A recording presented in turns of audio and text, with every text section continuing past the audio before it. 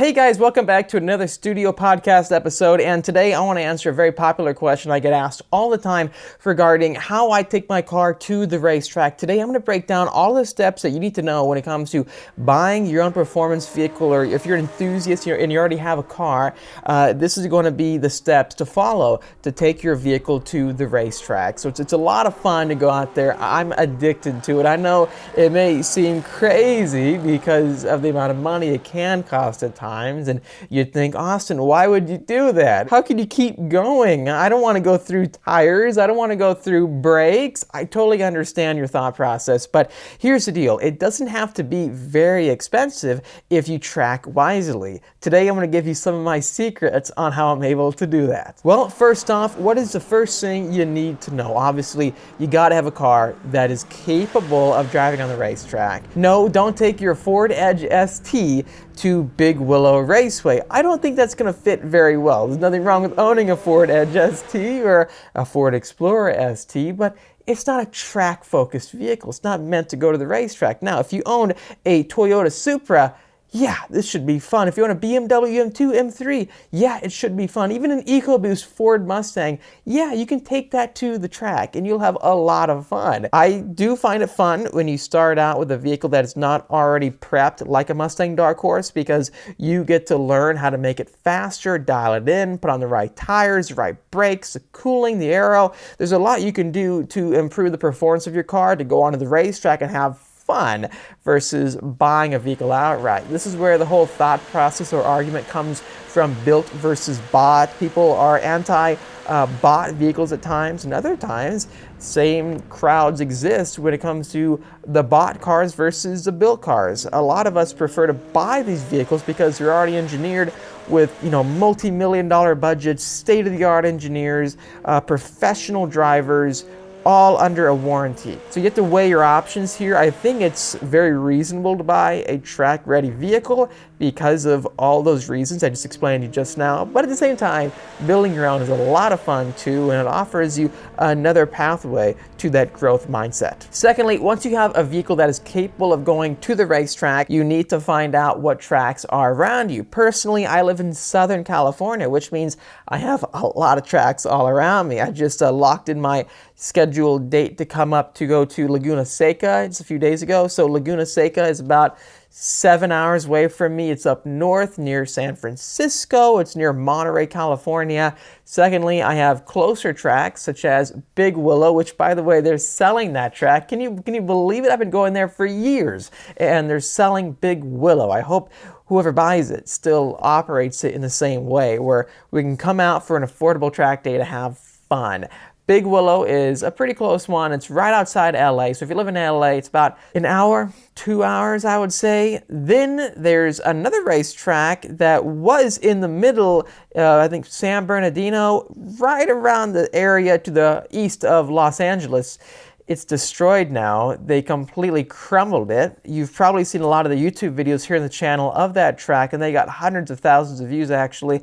The track is Fontana. So Auto Club Speedway, Fontana. It was the track that I used to go to, which had a NASCAR oval. They fully decided to crumble it. They destroyed that track. It doesn't exist anymore. It's very sad. A lot of these tracks are going away. I have another track next to me called Chuckwalla Raceway, and it's right to the east of Palm Springs, a couple hours away again. Then if you're part of the membership, you can go to Thermal Raceway, which is a very cool private club racetrack underneath Palm Springs. So anyways, those are a few tracks that are around me. It's important to find out what tracks are around you, or just the tracks that you're interested in, to find out track days. Thirdly, the way you got to do it is you have to look up online and search for track days or track organizations that go to the specific tracks that you want to go to. So I look up at times Big Willow track days, and I'll see different organizations that run out the track. Or the best way to do it at times is just to go to the official track websites and find out on their calendar what days are coming up. From there, you get to see what days are around the corner, click on that, and then finally, you can see what to sign up for. Obviously, certain track days are a lot more than others. Let's say if there is a private track day function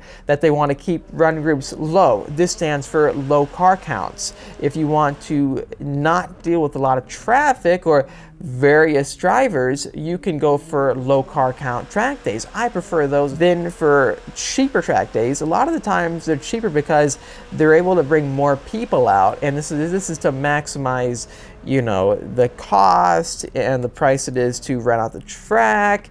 Anyways, those high car count days that cost less money, I'm not a big fan of, because you go out there and you're driving and it's like you're driving on the freeway. There's so many cars all around you. You're going like, what's going on? I want to pass this guy in front of me. He's going too slow. Why is this guy in the advanced group or girl in the advanced group? You're not actually an advanced driver, I can tell, or you don't know how to check your mirrors. It's really funny at times. So if you want to keep things safe, I prefer low car count track days.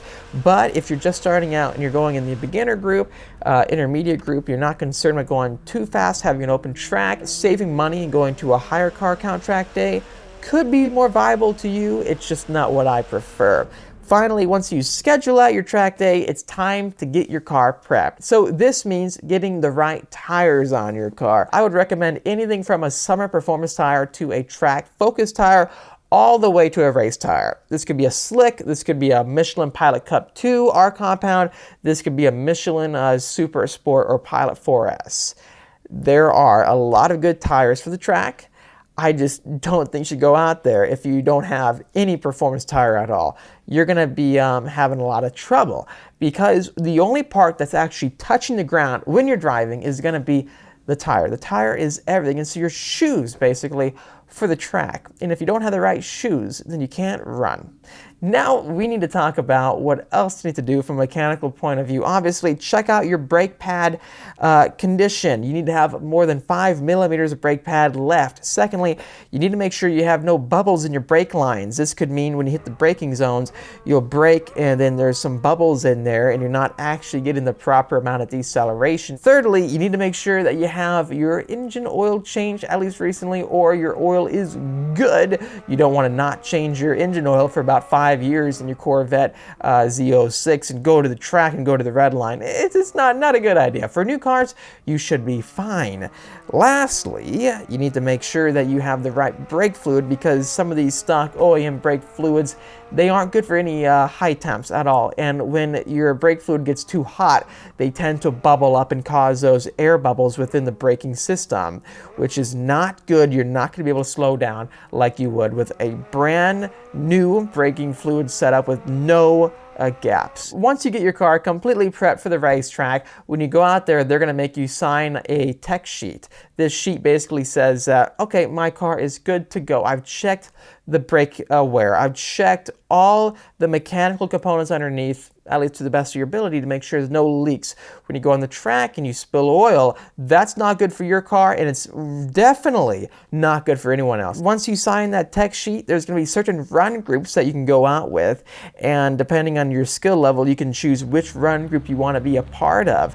Depending on if you're a beginner driver, intermediate driver, or advanced driver, they'll fit you in with lap times or just your confidence level. You're all good to go. All you gotta do is stage like 10 minutes or 5 minutes before the next track session starts. They pull you onto the grid, they'll wave you out with the green flag. When 20 minutes is up, your session is likely to be over. They'll give you the checkered flag and you're all good to come back in and chill out for about an hour until your next session. That is a track day in a nutshell. The idea is, though, when you go on track, keep all 4 tires on the track. Yeah, I've seen guys go 2 off. Try not to do that. You can like barely go 2 off at times if you're tracking all the way out. Just don't be the people clipping all the corners and wrapping their car in the dirt. Don't do it. I promise I'd answer a question, how I keep everything realistic for me with going to the racetrack. Well, the key is you want to make sure your car is reliable. Secondly, you got to make sure your car doesn't weigh too much. When your car weighs too much, you're going to go through tires faster. You're going to go through brakes faster. You're going to go through gas faster. So